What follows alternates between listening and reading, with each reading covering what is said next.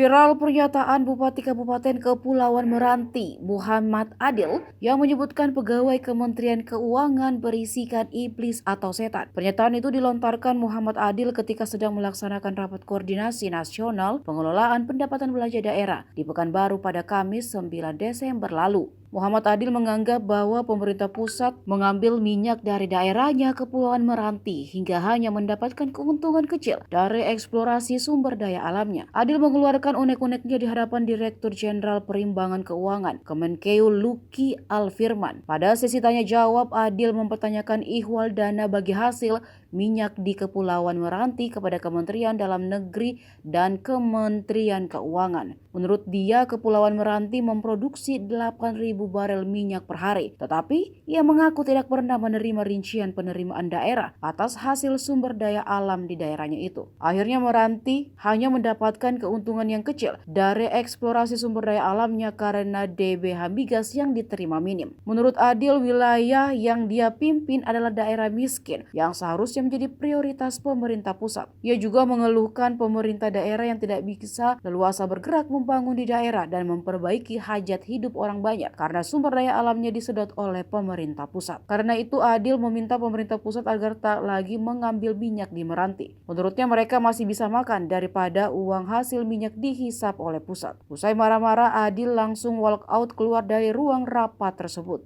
Ini orang keuangan isinya nih iblis atau setan. Jangan diambil lagi minyak di Meranti itu. Gak apa-apa. Kami juga masih bisa makan daripada uang kami dihisap sama pusat. Saya sudah punya kayaknya. Izin Pak Bupati. Sebentar Bu, ini karena kami daerah miskin. Kalau kami kaya, kami biarkan aja. Mau ambil 10 triliun pun nggak apa-apa. Kami daerah miskin, daerah ekstrim. Jadi kalau daerah miskin ada minyak, Bapak Ibu ambil, uangnya entah dibawa kemana. Pemerataan kemana? Seharusnya kami ini yang menjadi prioritas. Karena Pak Jokowi 2024 wajib 0%. Bagaimana kami mau membangun rumahnya? Bagaimana kami mau mengangkat kemiskinan orang nelayannya, petaninya, buruhnya? Bapak mau tahu, akibat pandemi COVID, warga Meranti nggak bisa pergi ke Malaysia. 41.000 penganggurannya. Kalau Bapak tak mau ngurus kami nih, pusat tidak mau mengurus Meranti, kasihkan kami ke negeri sebelah. Kan saya ngomong. Atau Bapak tak paham juga omongan saya? Izin Pak Bupati. Atau begini Bu, bentar Bu. Apa perlu Meranti ngangkat senjata? Kalau tidak bisa juga nanti kita ketemu di mahkamah Pak. Itu Pak.